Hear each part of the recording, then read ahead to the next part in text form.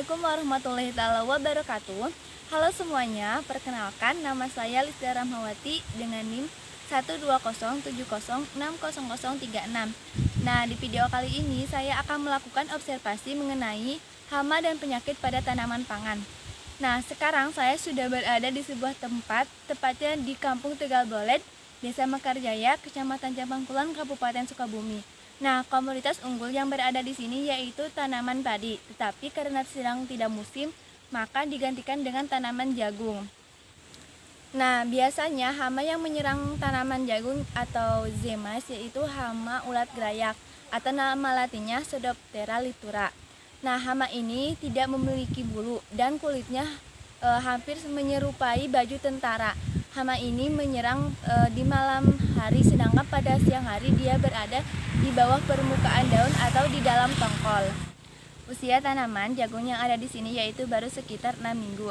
Nah, gejala serangan yang diakibatkan oleh hama ini yaitu bagian daun menjadi rusak dan juga berlubang karena dimakan, sehingga proses fotosintesis menjadi terganggu. Selain itu, terdapat seperti serbuk gergaji pada bagian pucuk daun. Dan pada serangan yang lebih berat dapat menyebabkan kerusakan sekitar 50%. Nah, selain daun, hama ini juga menyerang pada bagian pucuk daun dan juga tongkol. Nah, jika populasinya meningkat, maka akan menyerang bagian tongkol dan tongkol akan menjadi rusak atau bagian tongkol itu akan menjadi patah. Nah, pengendalian hama ulat gerayak ini dapat dilakukan dengan yang pertama, menanam varietas ataupun benih yang unggul dan juga tahan. Yang kedua, melakukan penanaman secara serempak. Yang ketiga, menggunakan pupuk anorganik secara seimbang dan tidak berlebihan. Yang keempat, dapat melakukan tanaman tumpang sari tanaman jagung dengan tanaman lain. Nah, selanjutnya dapat dilakukan dengan memusnahkan ulat ini dengan cara diambil lalu dibakar. Dan dapat menggunakan pestisida dari merek Bell atau Pintaco. Selanjutnya dapat menggunakan musuh alami berupa parasitoid dari Trichogramma spp dan juga predator berupa cocopet atau kumbang kepik ataupun semut.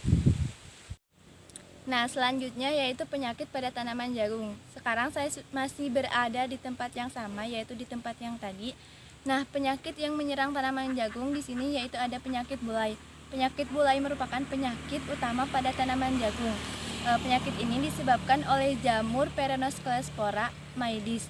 Nama lain dari penyakit bulai yaitu penyakit downy mildew. Nah, ciri-ciri yang disebabkan oleh penyakit ini yaitu pada daun terjadi perubahan warna dari warna hijau menjadi warna putih dan juga sedikit menguning. Nah, penyakit ini menyerang pada usia 0 sampai 5 minggu tanaman jagung. Selain itu terjadi pada peralihan musim dari musim hujan ke musim kemarau ataupun sebaliknya karena pada musim itu sangat rentan terserang.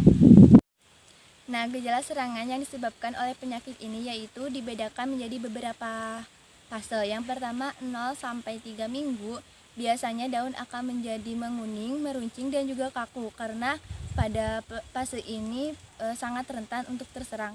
Nah, selanjutnya sekitar 3 sampai 5 minggu, biasanya daun yang baru membuka akan menguning, pertumbuhan menjadi terhambat, bagian tongkol akan berbiji sedikit dan bentuknya tidak normal. Nah, walaupun tidak menyebabkan kematian pada tanaman jagung, tetapi kerusakan dapat mencapai 100% karena penyakit ini merupakan penyakit utama pada tanaman jagung. Nah, selanjutnya sekitar 5 sampai 6 ataupun lebih dari 5 minggu, nah biasanya daun akan mengalami klorosis. Nah, pengendalian yang dapat dilakukan yang pertama, pengaturan waktu tanam dan juga menanam secara serempak.